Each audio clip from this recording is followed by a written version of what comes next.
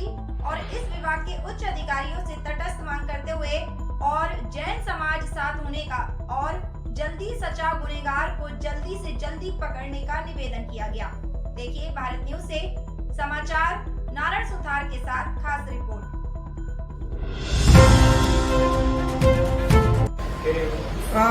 બાબર નવા 19 તારીખે પૂનમના દિવસે એટલે કે તારીખ 19/8/2024 ના રોજ સાધ્વીજી જોડે એક છેડતીના ભાગરૂપે જે ઘટના બની હતી એના તપાસના અંતે અનેક આ વિસ્તારના યુવાનોને પોલીસ સ્ટેશનમાં બોલાવીને એમના પૂછપરછ કરવામાં આવી। પૂછપરછ કરે એમાં વાંધો ના હોય એ પૈકીના કેટલાક યુવાનો એમને 21 તારીખે પોલીસ સ્ટેશનની અંદર જે અલગ અલગ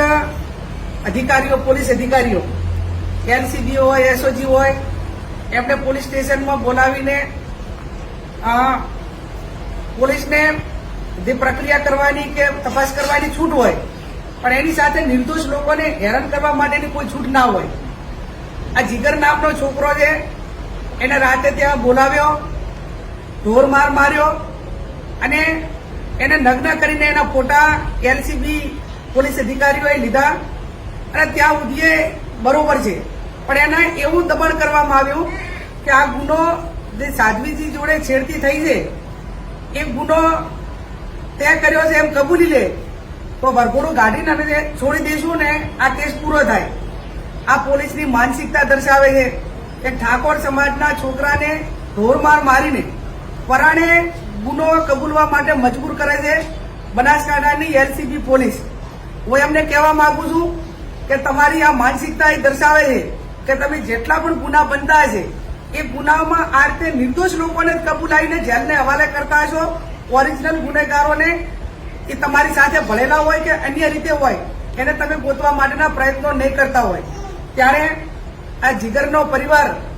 એ જગદીશભાઈનો પરિવાર આખો ભયભીત હતો। મને સમાચાર મળ્યા એ કુટુંબને આશ્વાસન આપવા માટે અમે આવ્યા છીએ। હું પોલીસના ઉપલા અધિકારીઓને આગ્રહભરી વિનંતી કરું છું અને અપેક્ષા રાખું છું કે એક ધર્મ ઉપર એટેક થાય ત્યારે જયારે આ ઘટના બની ત્યારે હું મહારાજ સાહેબોને મળી હતી, પોલીસ સ્ટેશન એસપી આવ્યા હતા ત્યાં ગઈ હતી, એમને ગામની આખી સભા રાખી તો એમાં પણ મેં કીધું હતું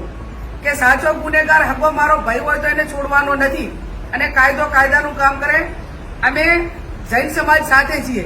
પણ એનો મતલબ એવો નથી કે તમે નિર્દોષ રીતે ઠાકોર સમાજના છોકરાનું નામ આપી દો અને એને કબૂલવા માટે મજબૂર કરો